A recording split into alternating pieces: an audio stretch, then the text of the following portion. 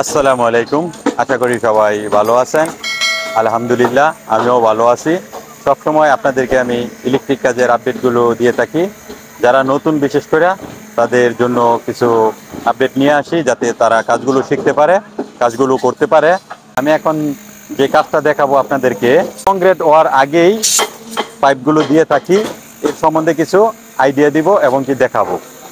চারটা গত হইব, আমরা এইভাবে এই গাবুজগুলো দিয়ে থাকি, এটা মালাই ভাষায় গাবুজ বলে।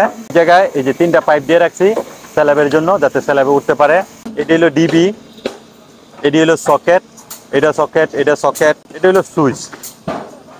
বাংলাদেশে যেহেতু এরকম রড দেওয়া হয় না, ইট গাঁথা হয়, ইট গাইটা তারপরে গ্রুপ করে পাইপগুলো ঢুকানো হয়। এদেশের সিস্টেমটা অন্যরকম, যেহেতু এটা 40 তলা বিল্ডিং, 40 তলা বিল্ডিংয়ের মধ্যে এইভাবে বাতু গাঁথা হইব না।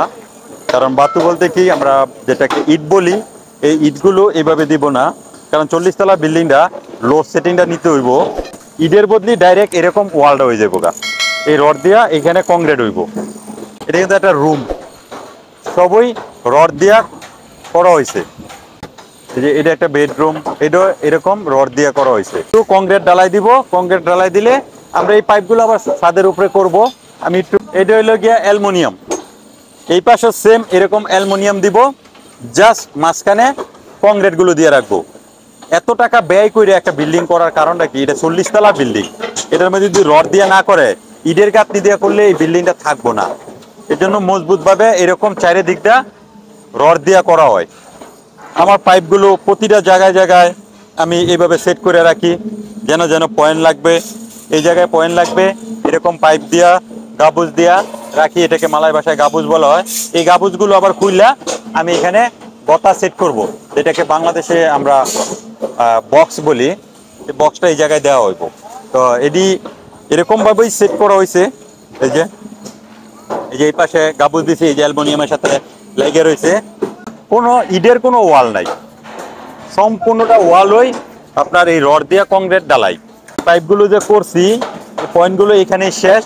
উপর থেকে ছাদের উপরে আমরা পাইপগুলো সেটিং করতে করতে করতে ওই ডিবির ভিতরে নিয়ে যাইব। ওইটা হলো ডিবি। তো আমার পাশে এই সাইডে এই যে আরো কত মানুষ কাজ করতেছে, কেউ রডের কাজ করতেছে স্ল্যাবের জন্য, কেউ আয়ের পাইপের কাজ করতেছে, মানে পানির পাইপের কাজ করতেছে, আমাদের লোক কাজ করতেছে। এই রোদ্রের মধ্যে আমরা এইভাবে কাজগুলো করে থাকি। তারপরে ছাদের মধ্যে ঢালাই দেওয়া হয়। ওই যে ওই উপরে ছাদের মধ্যে অ্যালুমিনিয়াম দিতেছে, ওইখানে আমরা ছাদ করব। তাদের মধ্যে পয়েন্ট দিব, যেমন লাইটের পয়েন্ট আছে, ফ্যানের পয়েন্ট আছে। স্ল্যাবের কাজগুলো কিভাবে করতে হয় এর কিছু আইডিয়া আপনাদেরকে দিলাম।